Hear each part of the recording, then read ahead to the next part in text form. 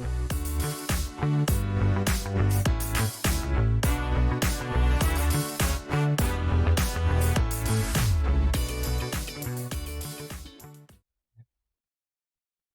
I know anything about Brian, he loves D.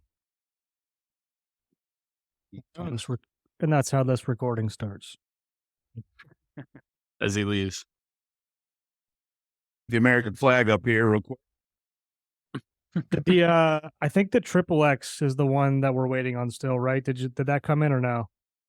No, it didn't come in. I got 2 double X's. I gave one to a buddy, and then a triple X is going to Delaware Day. Yeah, I think I just got an email saying that it should be shipping here soon. That's cool. What about the hats? I saw It was the emblem. April. Yeah, they're scheduled for like beginning of April. Cool. Within the last hour, Kimbrel has absolutely melted down on the mound, and Mullins has left with hamstring discomfort. So good stuff going on. Yeah, what the F? I mean, yeah. They'll chalk it up to we're working on things. Does anybody have trivia? No, I don't have anything. I have a backup. I can pull up if we need. Justin, come up with Dustin, you want to lead it off? Preliminary questions for tomorrow. You have? What'd you say, Brooks? I said, if you want, come up with a few for tomorrow, and I'll just shoot them over just to give them an idea. Like trivia? No, Or just like questions okay. that were going to be like some topics and stuff like that. I basically just PGA Tour and live stuff, all current. What is? I have some notes at the bottom we can just save for tomorrow, like the stuff that happened this weekend, and then live stuff. Yeah, we don't really have to talk golf today, I don't think. What is he just on the side? Like, is he just a reporter on the side? Like, he's the Sirius XM announcer for PGA Tour, for the PGA Tour network, I guess, whatever they call it on Sirius. Wow. And then he does a bunch of freelance, what do you call it? Like writing articles and stuff like that. Okay. Yeah, send me, or like after this, I'll go through it and I'll come up with some stuff. If you guys want to come up with questions, obviously, we should all probably pitch in that way. Anything you guys want to talk about? Is anything not on the rundown today that you guys want to talk about? I haven't gotten all the way through it yet. I'm going over it now. Sorry, we had a meeting about a barrel pick. You're good. I'm just most of the stuff is on there that I can see at the moment. Trying to pull up some Twitter stuff too. How'd the barrel pick go? It's good. Eater's actually right here next to my right. Went pretty well. It's a collaboration between 5 other bars, Pig and Rooster, Lighthouse, Baltimore Tap House, the Dive, which is where the old Jack's was. You remember that? And then Happy's. And we're all gonna, split a barrel of Jefferson Reserve 100 proof. It's gonna be pretty sweet. And we're gonna we get to label it, and we're gonna call it Canton Unsquared because none of the bars are on the square. Hell yeah, that's cool.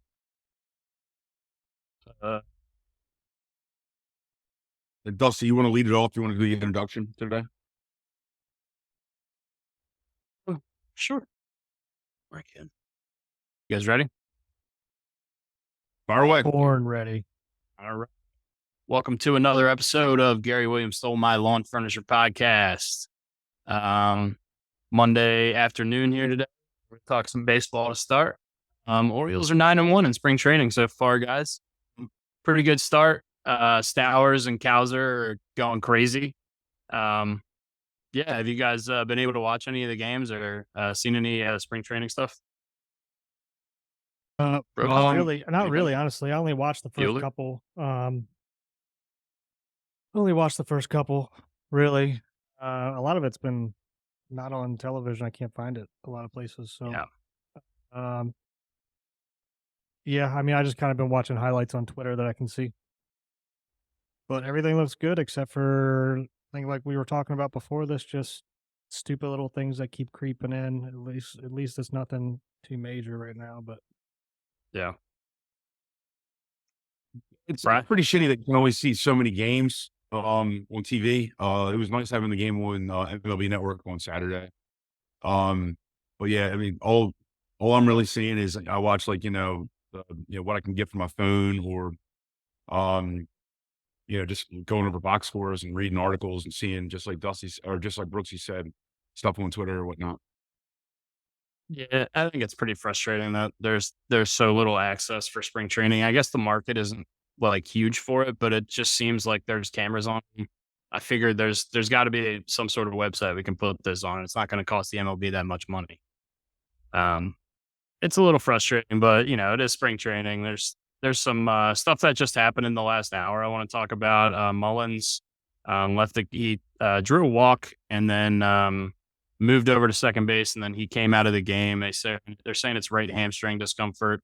It's small things. These are kind of things that are going to happen a million times during a baseball season, but something we need to mention. Hopefully Mullins is all right, and this is not a long term thing. And then Kimbrel in his I don't know what appearance it was. One of his second or third appearance, I think, got kind of shelled just an hour ago in the game the Orioles are playing right now. He has had a tendency to do this the last few years. He's been a little bit less consistent.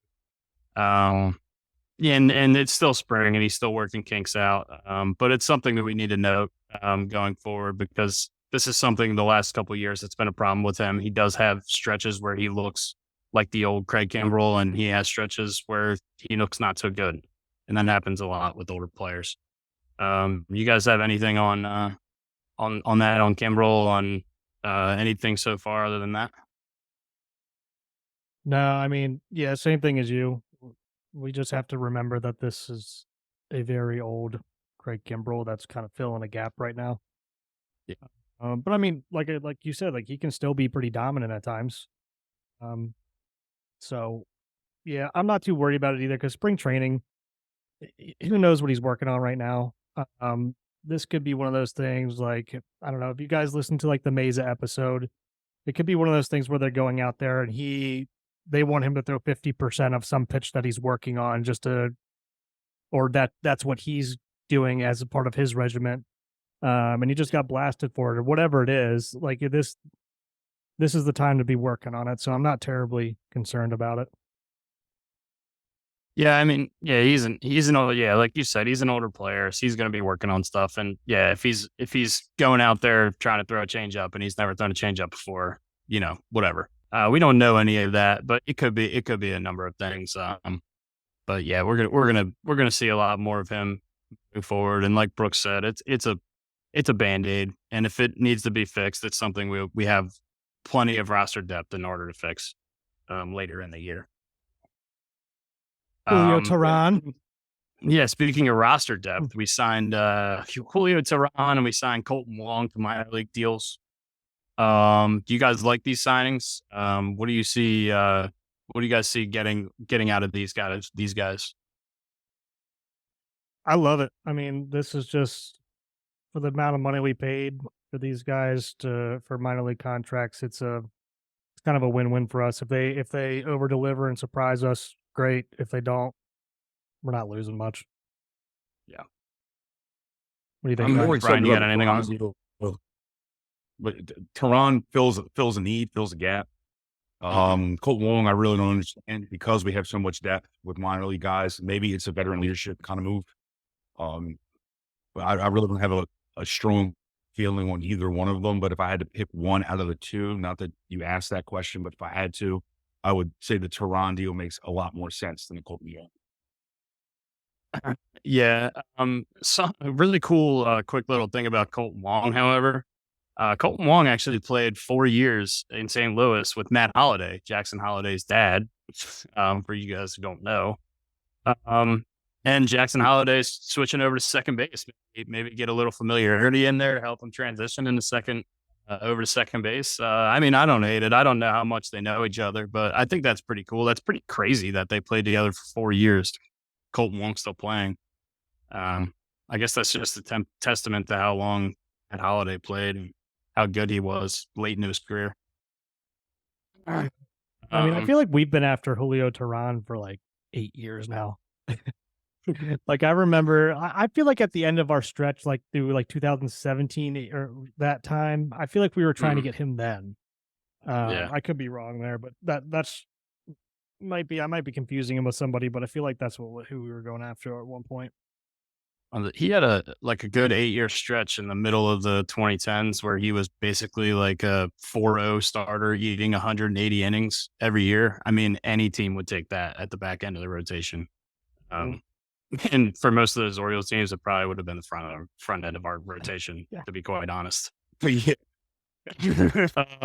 Yeah, I think, I mean, with Kowser and Stowers and Mayo getting hot early in spring, it's going to be interesting to see. I think there's basically, if you look at the roster, there's 26 spots. If you're not looking at the pitching side, if we're just looking at the side of the offense and the gloves, I think there's basically like 3 spots, maybe 4 available for these young guys to fill up roster spots. And Stowers, Kowser, Holiday, Mayo, Colton Wong, another guy we acquired, Matan, Tyler Nevin, who's been in quadruple A for us for the last 5 years, it seems like. Yeah, I mean, what do you guys think? Who you like Mush? Yeah, Brian, go ahead. I think what you're going to look at here, and this is probably how the Orioles are going to look at it, is how many of these guys have options left. That way you can, continuously put them on a train to and from Norfolk to Baltimore. So realistically, I think your veteran guys are going to get the looks. They're going to make the opening day roster. At this point, I actually do think Jackson Holiday will start in the minors, and it sucks, but he's got so many options. I think Colton Wong, they didn't sign him to send him to the minors. So he's going to probably make the team unless he completely shits himself. Colby Mayo is just striking the ball well. Kowser is striking the ball well. I think those guys might actually make the roster. And apparently the guy who we kind of joked about that we're like, who the hell is this guy Basayo? Apparently he is like killing it right now. Well, he's coming off an injury, but yeah, he's coming back really well off that injury. Is he positionless? Given that we have Adley behind the plate, basically. I mean, we still got McCann. I mean, I actually didn't realize we still had McCann. I thought he was just a one and done. I think this is the last year of McCann, and I think as the backup. Basayo, I think he, I mean, as long as Adley is healthy and in wearing orange, he's going to be the catcher, I think. And he's still a young guy. Basayo is 19 years old, and his hit tool is definitely high above his glove. So yeah, he could be positionless, but I think the thing that they're worried most about right now is developing him as a hitter and not necessarily as a backstop. I don't know, man. I just feel like Kjerstad, like guys like Kjerstad, Norby, Vavra, who we saw a good amount of last year, it just seems like they're kind of going to be odd men out at least at the beginning of the year. Unless, Ryan McKenna, trips in a pothole on the way to his truck or something, I think he'll probably be on the roster. Too. And, I'm not wishing any ill will on Ryan McKenna, but, he did drop that ball against Boston last year in like the second game of the year, and I'm still pissed about it. Yeah, I mean, it's going to be exciting. There's so many kids. We talked about it all offseason, but it's such a talented group of guys, and it just sucks that not all of them are going to get a shot. But really, the guys who make the team are going to be playing a lot less than the guys who don't to start. And that could be another reason they would decide to hold Holiday back if they know he's not going to be playing every day, and they want to get him at bats. It makes a lot more sense. I'm kind of in your camp, Brad. I think Holiday is going to start in the minors, and I think that's okay as long as he's up early enough in the year. I don't mind it either. Sorry. You're Go good. ahead, bro. I was just agreeing with you. I was just saying I agree with you guys. I don't mind him starting down there. I mean, really, we're not getting to the playoffs in the first 20 games of the year or whatever. He's going to be down. Yeah. You can't get yourself into the playoffs in the first 20 games of the year, but you can get yourself out of the playoffs in the first 20 games of the year. Mm-hmm. This team and how much talent we have has all the makings of the Buck Showalter years, where you had constant fluctuation between the minors and the majors. The minors and the majors, meaning John Scope coming up, going down. John, when you had Manny Machado going up, going down. So this really has a lot of, I keep saying, the train to Norfolk, but this has all the makings of consistent fluctuation with the roster. Yeah, and like you said, Bri, earlier, I think he's either out of options or he's close. So, if he's going to get one last shot in the bigs, it's going to be this year. And the Hyde loves him. The Orioles organization loves him, and he's a great glove. He's a good bench bat, but it's just it seems like the talent on the team is kind of passing him by. They're probably going to go by position. They're going to look at position. Like, what do we need this week or next month? We call this guy up. Yeah. Here's the thing though, with Mullins being injured, is that we've been kind of trying to figure out who our backup center fielder is going to be. And I think the Orioles, I know they've been working Mateo out in center. I know Hayes can play center if we need him to. But outside of that, I mean, Stowers and Cowser have both been like kind of dubbed as corner outfield guys. I guess, they could play center in a pinch, but McKenna is invaluable in like defensively out in center as a bench bat. So I think, that's another feather in his cap per se. How fucking Aaron Judge plays center field? Cowser can't. Because Aaron Judge is a generational athlete, and I don't know. He's a solid dude. Have you seen him? He's so good defensively too. It's really frustrating. Fucking hate him. You're not allowed to be that good. You can't be that big and that good at everything. Yeah, you're not allowed. It's not fair. He's like Dave Winfield. He's just huge. Yeah. Bo Jackson. Gotta find there's a great trivia question. Who's the last major league player never to play in the minors right out of the draft? Dave Winfield. Never played a minor league game. I didn't know that's bananas. I don't want to say he never played a minor league game because maybe he got injured and had to go down and like rehab, but he went right from drafted to the major. That's crazy. Huh. I remember Felix Hernandez, King Felix, had a situation where he was like pitching in his high school championship game, and then 6 months later he was pitching for the Mariners. I remember like some crazy stories about that. Yeah, Harper, I think, got through the minors really quickly. But yeah, that's pretty cool. You definitely don't hear that stuff these days. Paul Skeens might do it. I mean, our buddy Drew was at the Orioles Pirates game the other day, and other than his highlight of the Philly Fanatic shooting hot dogs out of a t-shirt can at the crowd, he said that Skeens was at 102, 103 pretty comfortably for the first couple innings of that game, which is just ridiculous. Imagine being in a game and you back in the fucking head with a hot dog. I mean, I think that would be. There's worse things that have happened to me for sure. Might make my day. Might make my day. Shit. Does anybody have any mustard? So I just pulled up Jackson Holliday, some of his stats right now. He's currently batting .235 and about 18 plate appearances, 17 at bats, 1 run, 4 hits, double, triple.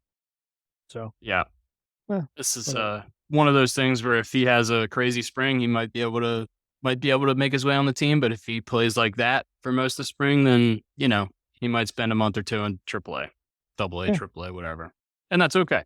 We talked about. And a question for the group: if with the new CBA, do the I call it the clock rules, but your does his like major league eligibility get like still screwed if he comes up before July? I think it's dependent on how many games he plays. There's all kinds of weird stuff they can do with him. I don't know exactly how the ins and outs of that work. Brooks, do you have a more of an idea than I do? Not off the top of my head. I'd have that's a good question that we should look up. That would be a Yeah. good question for Foy. Actually, I feel like he would know that a lot better. I was trying. Yeah, It might be something we can ask, or we can ask Spencer Horwitz this. Blue Jays minor league or AAA guy coming on the podcast on the 11th of this month. We can ask him those questions because I'm sure his agent has told him all these things. Yeah. This if you're in that spot, these are things you have to totally be aware about because that's just the way baseball's done these days. That they send these guys up, bring them down, and keep all the years of control that they possibly can under especially the more talented guys on the roster.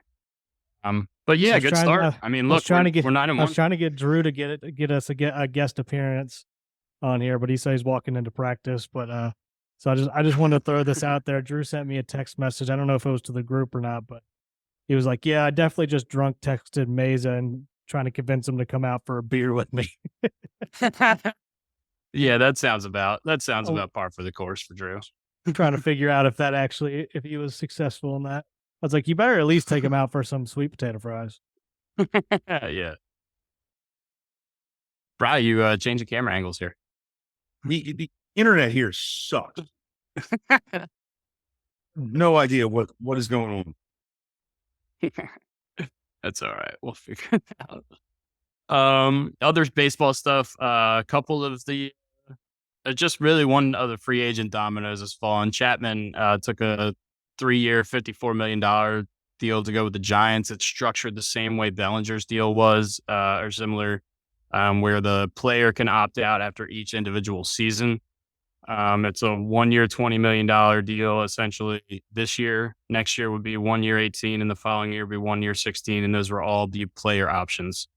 This is tough for Chapman because he turned down a $100+ million deal from Toronto last year, thinking that he would get more money in free agency, but it's kind of been par for the course the last few years. These guys who are not like superstars, but they're very good players, are kind of getting lost in the shuffle when they're trying to get these big contracts in free agency. But still, it's a lot of power to the player, and he's going to make $20 million this year. You can't really feel bad for the guy. Is the tide turning on Boris right now? I mean, look at I hope so for the Orioles. Yeah, for us, yeah. Because I mean, you look at the tweet that you sent out from Dan Clark. Matt Chapman was seeking 150 this year. He declined 100+ last year from the Blue Jays. Signed for 54. Bellinger was looking for 200+, signed for 80. Snell was looking for 300+, declined 168 from the Yankees. He's still unsigned. Hopefully he's in Oriole Orange. JD Martinez, another guy that we've been talking about possibly joining us as a veteran right-handed bat, seeking 50+ million, remains unsigned. I think that's more realistic. Yeah. But yeah, I mean, I'd be pretty pissed off if I were Chapman and Bellinger. I mean, if you're seeking that, or that's what you're being advised to go look for, and you're losing money because you're turning deals down. Yeah. I mean, Boris put out a statement basically saying that he warned these guys this might occur because the MLB market's just a little off kilter right now. So, fucking asshole. Yeah, he probably says that to every fucking guy who's a free agent.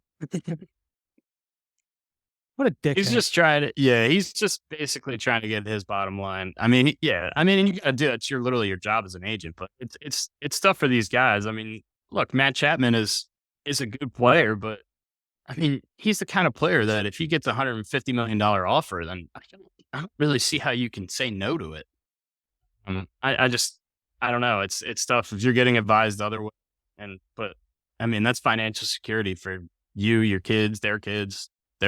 Like it's a tough decision to say no. It's a tough decision to say no to that. Zach Wheeler just got an extension with Philly earlier today. Actually the highest average annual salary in MLB history from an extension deal, $42 million a year. It's going to put him in the top 10, 15 guys in baseball in terms of average annual value and salary. I mean, he's proven it. He's been a stud since he signed with the Phillies. He was pretty good with the Mets before he signed with the Phillies. The Phillies paid him what everyone thought was way too much money, and it turned out to be not nearly enough money. And yeah, he's earned it. He's proven it in the playoffs. The Phillies made two consecutive pretty deep runs into the playoffs, and he's been a big part of that both times. What do you guys? Is he You a guys Boris have guy? any that I Is don't he a know Boris guy? actually. That I don't know. If I'm a betting man, no, because he got extended and he didn't get free agency. But I really don't know. I can look that up while you guys. Yeah, I mean, I didn't know he was good. To earn something of that caliber. Yeah, I mean, I know he's a him and stud. Him and Nola go back and forth about who's better, really. Yeah, he's a stud though. He's constantly and he's eating innings every year. He's striking a lot of like a huge amount of batters in comparison to other guys in the league. Yeah, I can't find his age off the top of my head, but At that price, is he their number one or is Nola the number one? Him and Nola are basically the 1A, 1B. I would say Wheeler's been a little bit more consistent the last few years. Nola did have a down year, but they're both studs and they're like the perfect combo in the playoffs. 1-2. You could flip flop them if you want, but Is he lefty? no, he's right-handed. He's Okay. right-handed. Hmm. Yeah, he is. His agent, his name is Wasserman. It is not Boris. Gotcha. Yeah, so there's the theory. If you're not Boris, yeah. Yeah. Other stuff contract wise. I mean, like there's still the glaring free agents we talk about weekly that haven't been signed yet. But anything else jump out to you in terms of Orioles stuff or Major League Baseball stuff before we move into this kid from Georgia Tech? The one thing, when does Snell break? Does he just sooner or later he wants to play ball, so he's going to probably take a 1-year deal if he can't get that massive contract? Like, do you think that's a correct statement? Have to. Yeah, I mean, instead of the 1-year deal, I would assume he'll do something similar to what Bellinger and Chapman just did and get like that little bit of security moving forward. But that's basically a 1-year deal in essence. It's if everything goes right, it's a 1-year deal. But yeah, I would imagine it has to be. I mean, like before a couple weeks into the season, because if you sign with the team 2 weeks into the season, then it's going to take you a couple weeks, if not a month, to get onto the mound for that team. I mean, you got to be there. If you don't sign by a couple weeks into the season, it's going to be almost June before you play. Brooks, what do you got? Breaking news. Okay. Josh Donaldson just retired Oh, okay. 2 minutes ago. That's good news for baseball. I fucking hate that guy. Nobody wanted to sign him. Nobody wanted to be. He's what Brian Rogers without a D would describe as a douche. He's such a douchebag. Machado and him would have punched each other in the face that day at third base. Yeah. Yeah, the same guy who was yelling racial slurs at Tim Anderson a few years ago. He's a piece of shit. I'm glad. Get him out of baseball. I'm sick of that guy. He had a couple good years for the Blue Jays, and he was a great player, but fuck him. Yeah, he just seems like just the most unapproachable guy. Like, I don't know. He's the guy, like, you just look at him and you don't like him. Even if he was, like, everything comes out, he's like, oh, this dude was the best teammate ever. And it hasn't. We all know that. But yeah, it just something about your face. He would have been in Slytherin house in Harry Potter. Yeah. He would have been 100%. Yeah. Josh Donaldson is a fucking Slytherin. That is a great thing to say. Yeah. Fucking nerd. Anyway, yeah. So this kid for Georgia Tech, freshman named Drew Burris. He's a 5'9". Drew Burris, not Drew Burton. He's a 5'9" freshman at Georgia Tech, outfielder. In his first 9 games of competitive college baseball, he has 16 hits, 15 of them are extra base hits. He's hitting .432. He's got 9 homers in 9 games. He's drawn 7 walks. He's also got 5 doubles and a triple, and he hit 4 home runs in one of his first 5 games, which is against Georgia State. These are about as video gamey of numbers I've ever seen. I can't imagine being a 19-year-old kid and walking into Georgia Tech and just absolutely mashing like this. First of all, no. First of all, being a 19-year-old kid going to Georgia Tech and starting, yeah, as one, yeah, and doing this at ridiculous. any point in my career would have been sweet. I mean, yeah, it's just crazy. Done everything. This dude's done everything except sell fucking hot dogs. The stage. I mean, this is ridiculous. Yeah. Yeah, the guy just earned it. He just earned a starting spot for at least the rest of the year. I mean, who knows?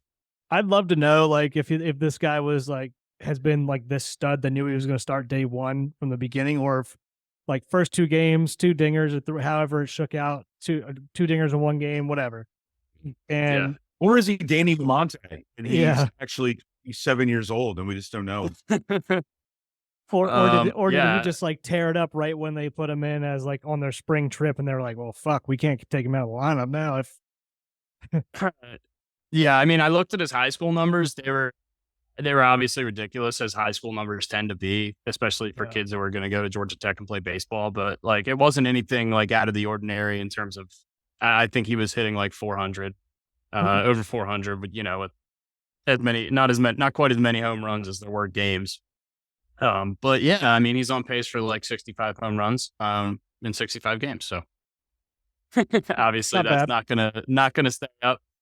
But yeah, I mean, we have to shout that out. What a freaking ridiculous start to your college baseball career. Not with that attitude. Awesome. Shout out to that guy. Also, that's gotta feel pretty good. Yeah, that's gotta feel pretty good being that locked in. I don't think any of us have ever felt that locked in before. No shot. Ridiculous. It's everything he hits just goes over the fence. It's just barrel and everything. Yeah. Fucking amazing. Also, another thing I wanted to mention, Gunnar Henderson making his first spring training appearance today. Oh, okay.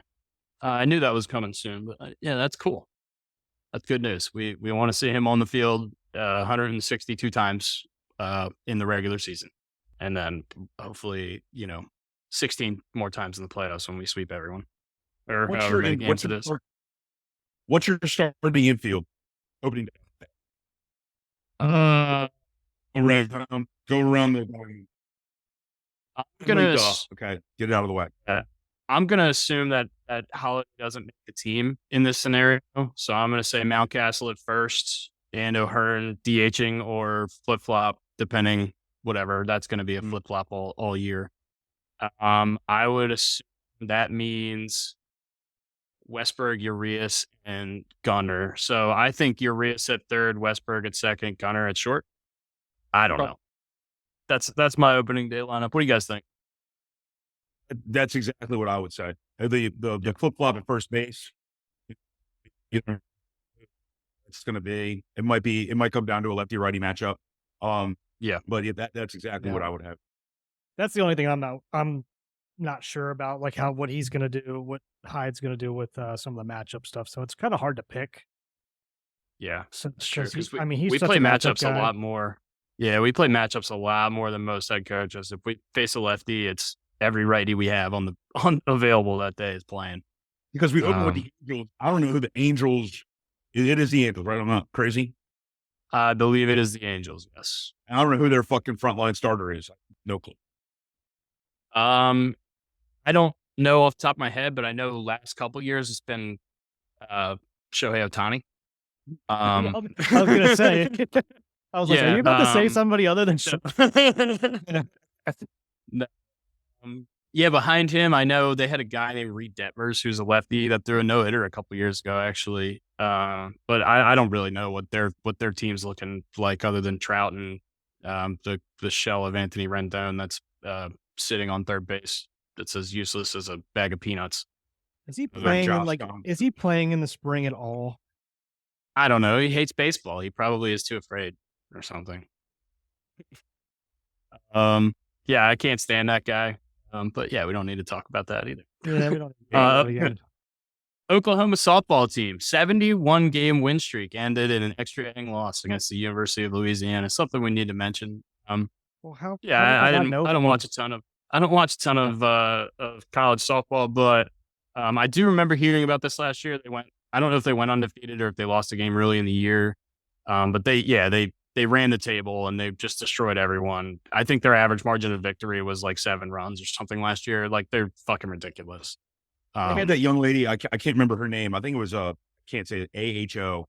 She was like she hit like the most home runs in college softball history or something. She was the fucking mammoth. Yeah. Um, so Yeah, I mean, good for them. We got to shout out their win streak. 71 games in a row is Yeah, that's incredible absolutely from ridiculous anybody. in any collegiate sport. Yeah, that's just absolutely insane. Kaitlyn Clark, we gotta touch this. Yeah. Kaitlyn Clark passes Pistol Pete. How do we feel about this? Pistol Pete wasn't allowed to play as a freshman, so he only got to play 3 Yeah. years. Yeah. Number 3. Kaitlyn Clark is a stud. I really just it's a weird topic. I mean, Yeah. if I'm gonna be honest here, I think that the girls' game right now is better than the guys' game back then.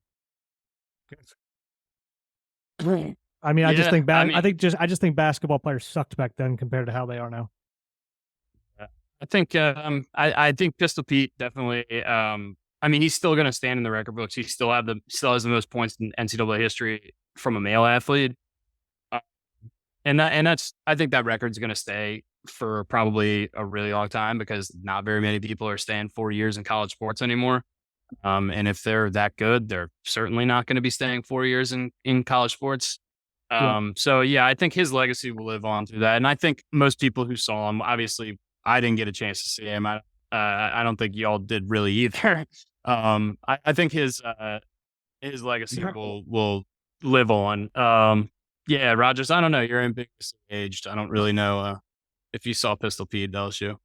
He died in the 70s, so I wasn't born until a little bit before you. Yeah. Yeah, it's weird, but good for Kaitlyn Clark, and it's also awesome that she's not taking the COVID year to just completely lap this record. And she said she's going to go to the WNBA, which coming to means Indiana. She's going to be in Indiana, and that They're already means they've already got billboards and selling her Iowa jersey and Dick's Sporting Goods. And if they weren't, they would be stupid because why wouldn't they? Oh yeah, dude. Yeah. Yeah, that's good for her, and that's awesome. Yeah, I mean, that's one of those things. I mean, I wouldn't have said this a couple years ago. I would have told you you're crazy, but I think I would come to Indiana and ask you, Brooks, to take me to an Indiana Fever game to see Kaitlyn Clark play. That would be freaking awesome. If you would have told me that a couple years ago, yeah, then I would have told you were crazy. But yeah, what she's done already for women's basketball and what really the women's basketball players are doing for college basketball is awesome because they're more fun.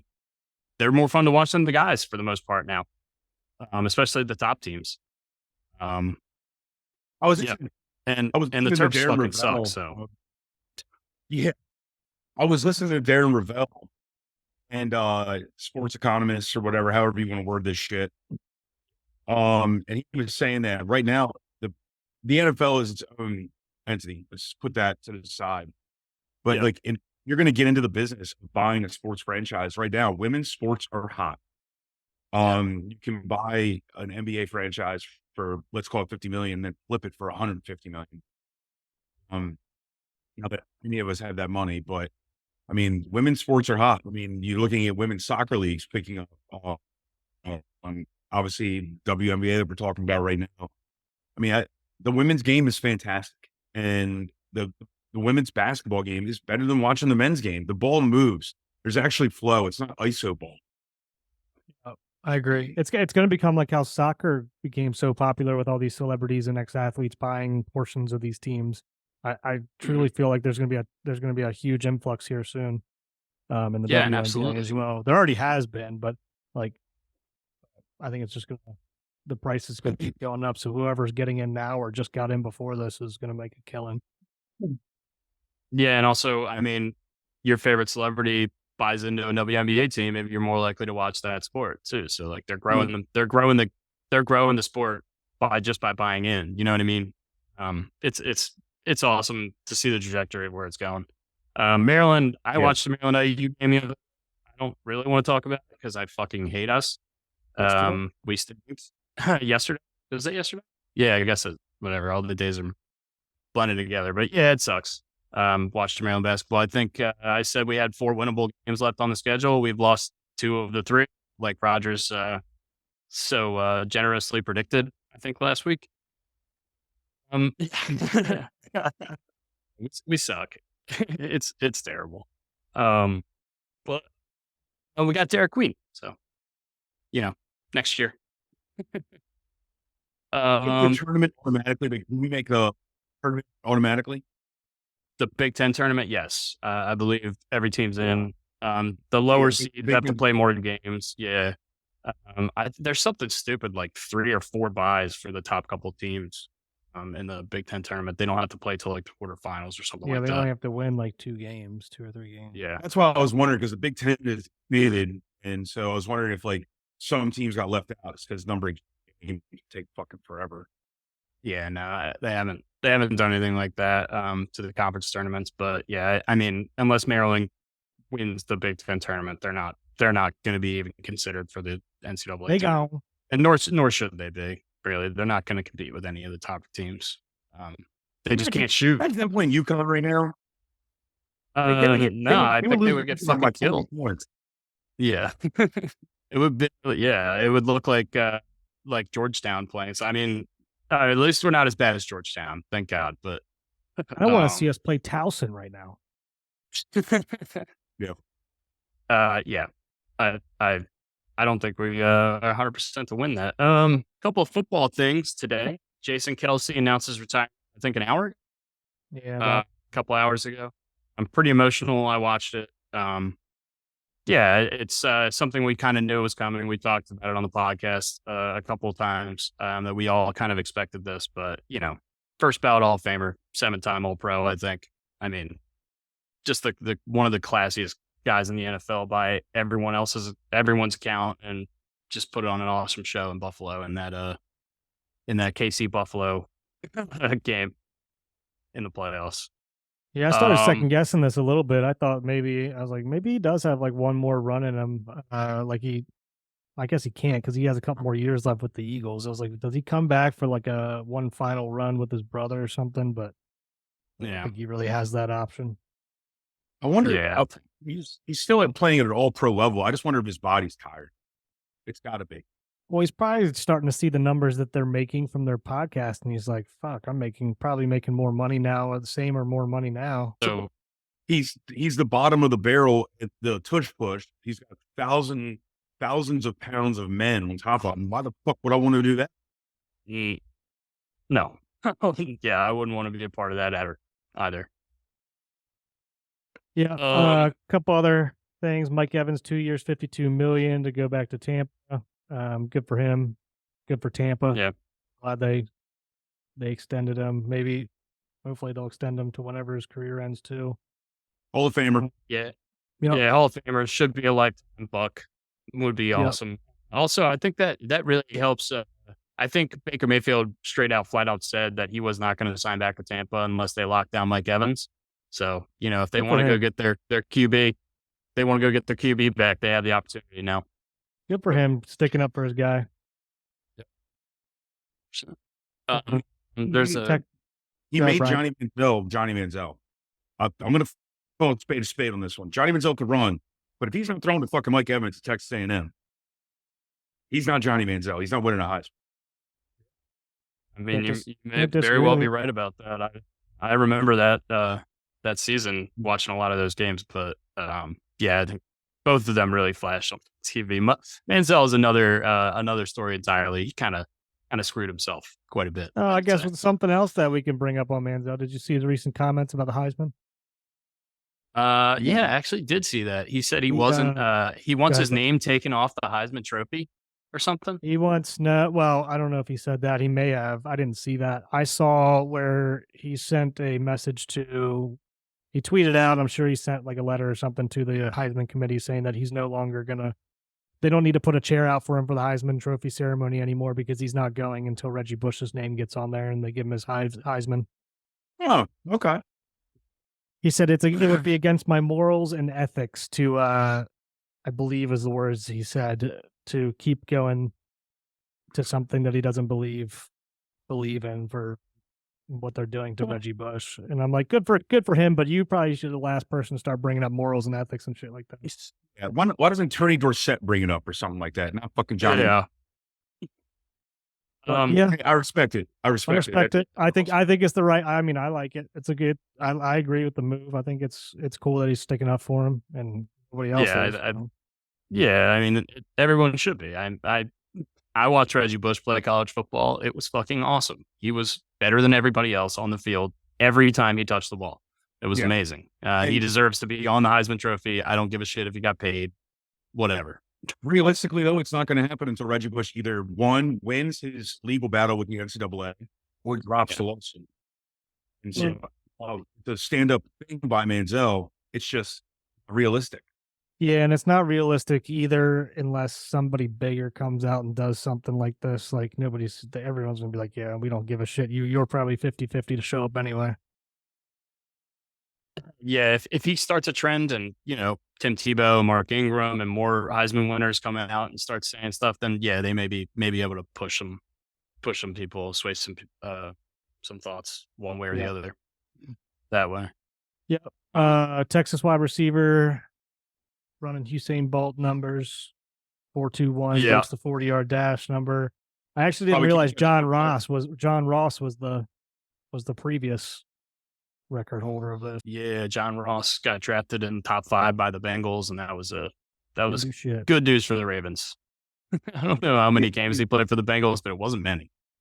I think he was drafted like 8th overall by the Bengals, and I think he caught like 100 balls. And I think he was. That was a weird draft or something. I forget. That was a weird draft. I think him and Corey Davis both went in the top 10 of that draft, or in the top 15 around there. Corey Davis, much better career than John Ross, but still not a top 15 kind of guy. John Ross was the new version of Darius Hayward Bay. He's just can't catch. Yep. Dustin, I want to get your take on this. Instead of doing trivia, I kind of wanted to see if you guys would be into doing kind of like a draft style thing. You can draft from any era of Orioles baseball, and we'll just be going and kind of snake draft first base, second base, third base, shortstop, catcher, pitcher. Maybe we'll do this. Make sure you write it down somewhere if you guys have pen and paper, or write it on your phone or whatever. Send me the outcome, and maybe we can post it for a poll to see who everyone thinks has the winning lineup or the best lineup or whatever they think. Dustin, I'll let you go first since you've kind of taken over the show for the hosting on this one. So I'll let you lead this one off. If everyone's got pen and paper or wherever they're going to write it. Or Dustin, actually, good idea. That's so do we have to draft position? Do we have to draft each position like in order to, like, if I pick a catcher, do you have to take catcher or draft whoever you want, and then whoever. So I'll draft last. But so when it gets to me, I'll pick 2, and then it goes back to Brian. Gets back to Dustin. Dustin picks 2, goes back to Brian. So we're just picking players for each position. We're just going to do we're doing a draft. Infield. Starting infield. Infield. Catcher, including catcher and pitcher, correct? Yep. Unless you guys want to do outfield too, we could do that, but I mean that'd be a little harder because then we're going to start pulling people from like the same position to play positions. Yeah, no, I'm cool with it. So I get first pick. Okay,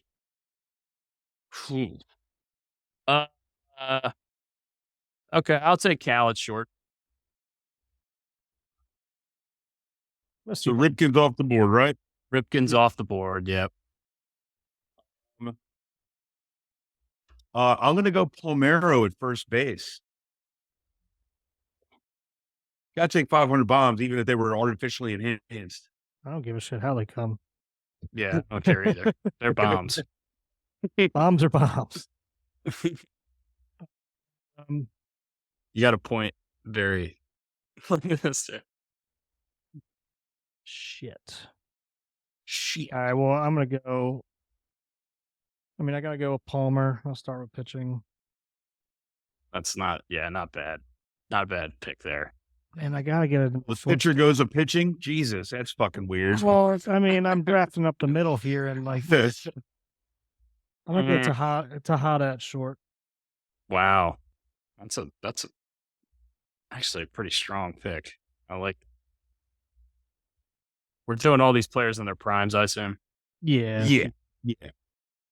No, all in the worst part of their career. I can still pick a pitcher, right? Yeah, you just pick whoever you haven't drafted. You've seen Yep. I knew I was gonna get stuck with like Jeremy Guthrie or something. There's a ton. I'm joking. Take Rodrigo. View hard. I was thinking about Bruce Chen and Sidney Ponce came to mind. Scott Erickson, maybe Kenji Uriah. Shit. Well, I'm gonna take Brooks's namesake at third, and take Brooksy Robinson. And I'm gonna take Adley at catcher. There's a positional scarcity at catcher, so I'm gonna get mine locked in. That's why I'm going Chris Hoyles right now. Just getting it out of the way. Oh shit, Chris Orioles. Chris Orioles behind the dish. I love that. That's a Drew Burton pick. And I love that pick.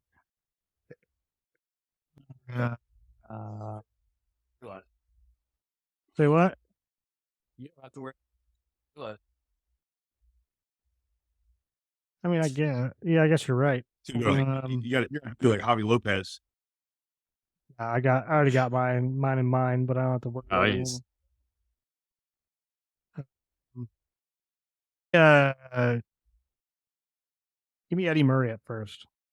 Yeah, I was thought about that. I was kind of hoping he kind of made it back to me, but I didn't think he would. Instead, he had to hit first. No one's got a second baseman. I know that's who I'm picking. I'm in between two of them, but I got to go with. Don't you take my guy? No, I got the name ready to go. You do it. Jeff Reveille is still available. He was. So is David Segui. He was.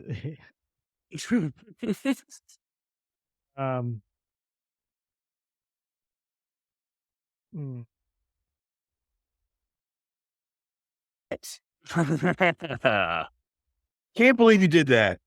Oh man, I was for sure that he was going for Jerry Hairston.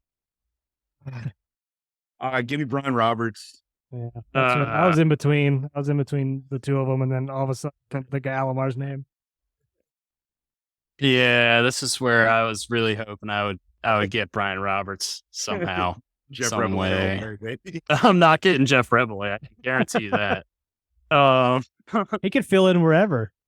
He plays wherever, baby.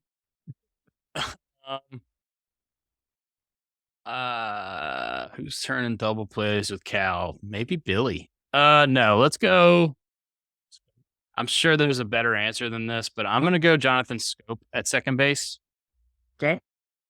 And that leaves me with just a pitcher, I believe. Oh no, I need a first baseman too. You guys both have those locked in. Who's gonna be my first baseman? We're going primes. Right? You're going Chris Davis. Mm-hmm. I'm going Chris Davis. Yeah, Chris Davis. It's got to be Chris Davis with the prime. Then we leave Doug Powell out of this, by the way. Yeah. That might be an oversight on my part, but Chris Davis in his prime was something nice. I'll take Eddie Murray over Boog Powell. All right, it's up to me. I gotta get a third baseman. I'm gonna go Manny. Damn. That was mine. All right, I get to round off my draft here. Catcher, I'm going Demper. Oh, no Matt Wiederslove. Rick Dempsey comes off the board. Give me the World Series MVP. Give me that. Don't run ever, Matt Waiters. Christ, who can I? Took Chris Hoyles only because he did this.